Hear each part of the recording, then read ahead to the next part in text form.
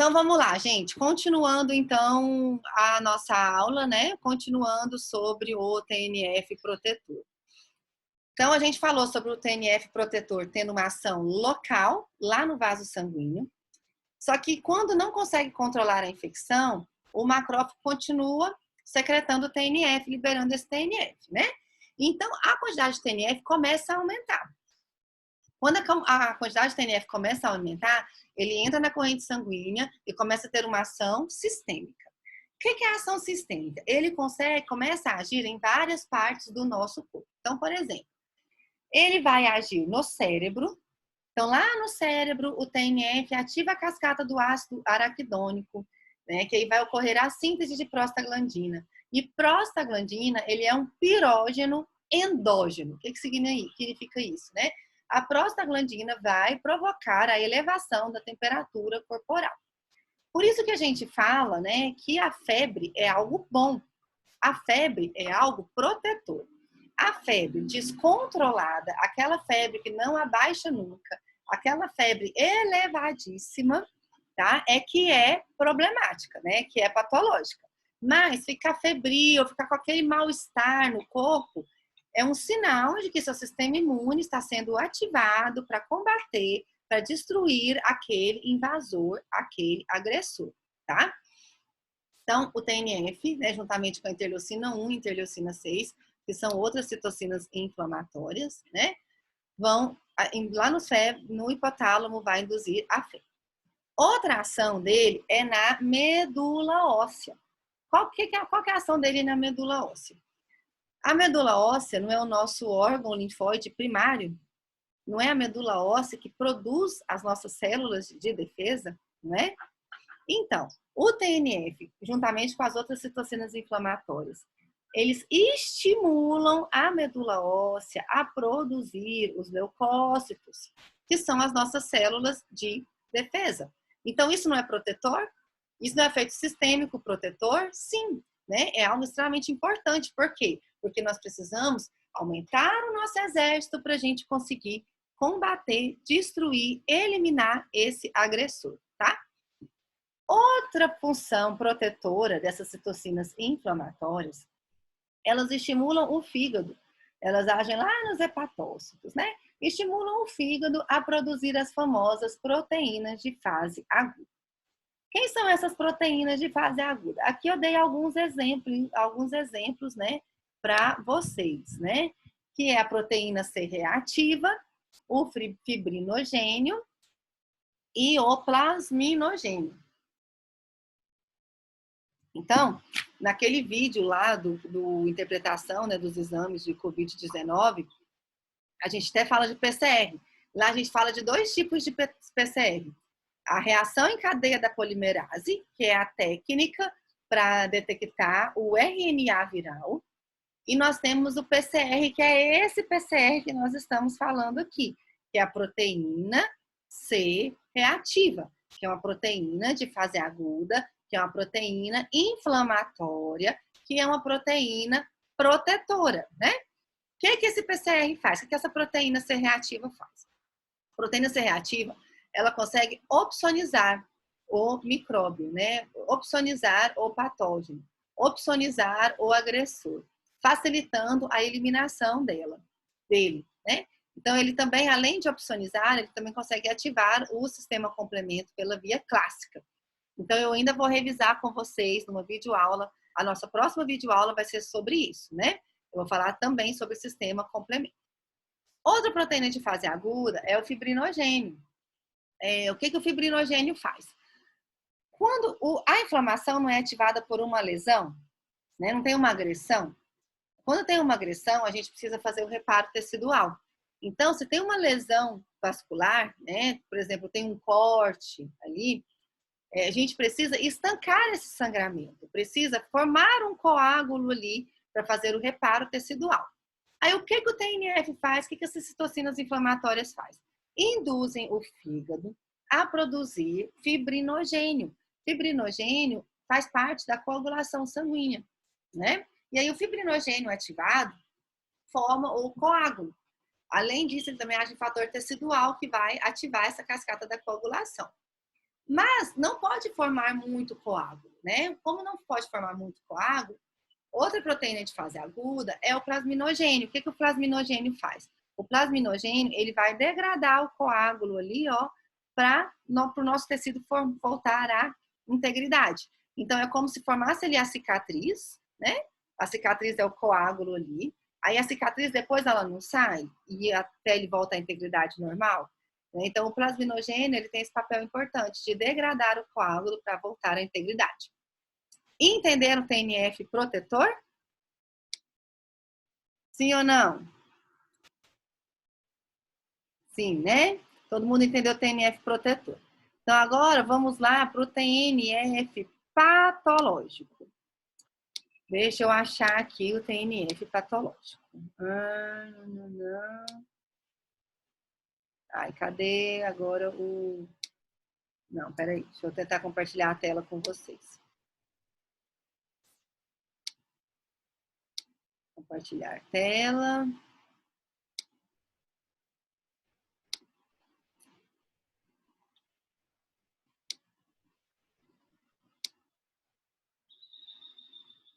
Peraí, gente. Estou tentando... Pronto. TNF patológico, né? O que nós temos aqui no TNF patológico? Aí, gente, ele é protetor, né? Se a gente conseguir eliminar o patógeno, eliminar a agressão, o nosso organismo, nosso sistema imune volta para a homeostasia, volta para o equilíbrio. Vem os mecanismos regulatórios para diminuir a inflamação, e aí matou o estímulo, diminui o TNF e a gente volta ao normal. Mas, se não eliminar o patógeno, se não eliminar o agressor, o que vai acontecer? Nosso sistema imune vai desistir? Não, ele não vai desistir. Por quê? Porque ele precisa eliminar esse agressor, né? E aí, o que nosso sistema imune vai fazer? Ele vai insistir, ele vai insistir, ele vai insistir. Então, a quantidade de TNF começa a aumentar. E aí começa a ter um efeito patológico sistêmico. Aquele TNF que era protetor, ele de forma exacerbada, ele de forma descontrolada, pode levar o paciente a um colapso circulatório, em que o paciente pode vir a óbito por causa disso, que é a famosa, né, perda de função lá da inflamação, né? Então, quais são os efeitos patológicos do TNF, né? Ele vai agir no coração, ele vai agir lá nas células endoteliais formando trombo e vai agir em outros músculos também, né? Então, vamos aqui pelo débito cardíaco. O que acontece? O TNF, ele não provoca uma vasodilatação?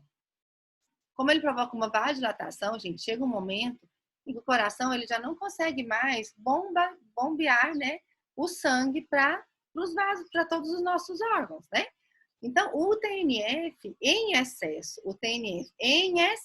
viu, gente? O TNF descontrolado em grandes quantidades, ele faz esse papel de inibir a contratilidade do miocárdio.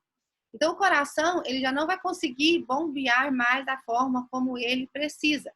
E aí, ele vai conseguir bombear o sangue? Não. E o que vai acontecer com a pressão sanguínea do paciente? Ela vai reduzir, entendeu?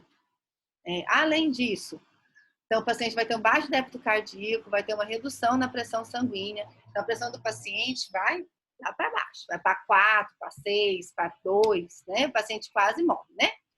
E aí, antes da gente falar do choque séptico, tem a questão da coagulação intravascular disseminada. Eu não falei para vocês que uma parte protetora do TNF não era ativar a coagulação? Não era? Só que qual que é o outro problema do TNF, né? Ele, em excesso, ele ativa muito a coagulação. Ele ativa muito o fator tecidual. E ele inibe o mecanismo regulatório. Ele, sabe aquele mecanismo para diminuir o coágulo, para inibir a coagulação? Né? Ele inibe esse processo. Com isso, né, ele ativa a coagulação e inibe o processo que regula essa coagulação. Então, começa a formar os trombos, começa a formar vários coágulos. E qual que é o problema? Esse trombo, ele vai formar dentro do vaso. Além disso, também não tem um aumento da permeabilidade vascular, né? Então, o sangue, ele vai ficar mais concentrado, ele vai ficar mais viscoso, né? Facilitando... Ai, meu Deus, o que aconteceu? O que aconteceu, gente? Compartilha a tela de novo.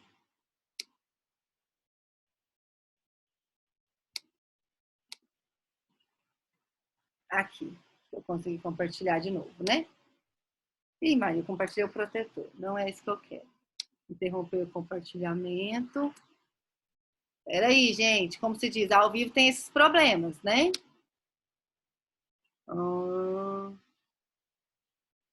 Deixa eu ativar a tela agora. Deixa eu achar ela aqui. Voltou, né? Aqui a gente falou.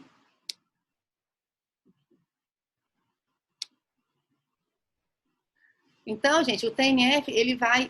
ele em excesso, ele de forma descontrolada, ele favorece a formação desses trombos. Qual que é o problema? É que o trombo agora está dentro do vaso. O trombo dentro do vaso, né? Esse trombo ele pode se desprender da parede do vaso e circular, ir para a circulação de forma sistêmica, né? E ele pode acabar obstruindo pequenos vasos. Então, por exemplo, ele pode obstruir a irrigação sanguínea de um rim, ele pode obstruir lá os glomérulos, né? Pode obstruir ali a vascularização cerebral.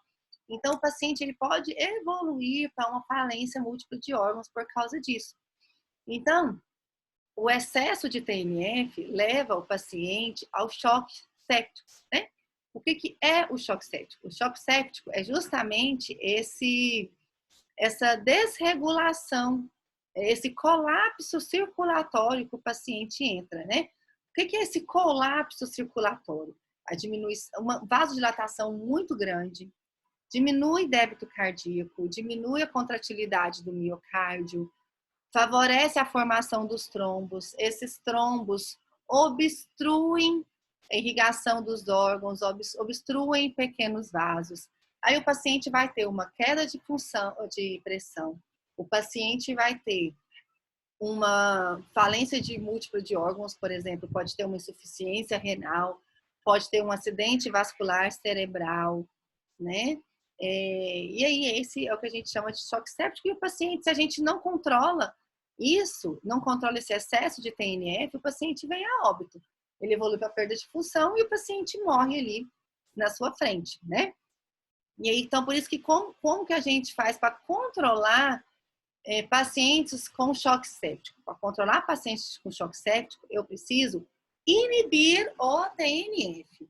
Como que eu faço para inibir o TNF? Eu recorro aos medicamentos, aos anti-inflamatórios, né? Que vão inibir a ação do TNF. Então, tratamento de choque séptico, inibir TNF. Mas somente a inibição do TNF? Não. Por quê? Porque não tem ali um agressor, não é o agressor que está fazendo com que aumente o TNF, né? Então, mesmo eu tomando o medicamento para inibir o TNF, eu preciso usar um medicamento para combater o agressor. Então, por exemplo, eu vou ter que associar ali um antibiótico com um anti-inflamatório. Entendeu, gente? A questão do TNF protetor, o TNF patológico e o TNF e o choque séptico, entenderam? Ou não? Sim? Tá todo mundo aí? Entenderam, né? Ótimo. Eu vou fazer a chamada, gente. Vou pegar aqui os participantes. Tem alguém com alguma dúvida? Alguém com alguma dúvida? Não? Beleza. Então, deixa eu fazer a chamada aqui rapidinho, né? Ana Letícia está presente. Então, Ana Letícia. A Alexia entrou agora, só na hora da chamada, dona Alexia? Ou não? Ana Letícia, a Alexia, a Amanda tá aí. Ana Clara, Andressa, Andriane, Ariana, Beatriz, Carla, Carlos, Clésio, a Dani Xavier e a Daniele, né? Davi, Denise, Emily, Felícia. Cadê a Gabriele de Moraes? Gabriele não tá, não? Gabriele, então, está com falta. A Felícia, Gabriele, Johanna, Isabelle Oliveira também não. Karen, Caroline Rodrigues, não. Cauê. Cadê a Laisa, gente? Cadê a Laisa? Las Lília, tá aí. Luana. Luana. Cadê a Luana aqui na minha lista, gente? A Luana Milhomem. A Lorena vai assistir mais tarde, né? Cadê a Leandra? Leandra, não. Leonardo, acho que desistiu, Leonardo, né? Maísa, Maiara, Milena, Natália, Patrícia Melo, Sândila, Silviana, Thalita, Thaís, Tainara de Souza, não. O Ari tá ok. Cadê a Maria Eliene? Maria Eliene também não. A Leandra, você acha que estamos trancou também? Gente, então assim, ó, informação importante para vocês compartilharem no grupo, né? Esses alunos que não estiveram presentes, vamos supor, vou pegar aqui o exemplo da Lorena, que me avisou porque que ela não está presente, né? Por motivo de trabalho. Então, eu vou disponibilizar também a reunião no noturno, aí ela pode acessar o link no noturno, aí ela só me avisa que está fazendo a aula em outro horário, que aí eu marco a presença para ela, tá? Outro detalhe é o seguinte, gente, eu acredito que agora, né, a gente conseguiu entrar no eixo de aula. Então, eu acho que agora nós não vamos ter comprometimento, não vamos até prejudicar a nossa aula, né? Acho que a nossa aula agora vai fluir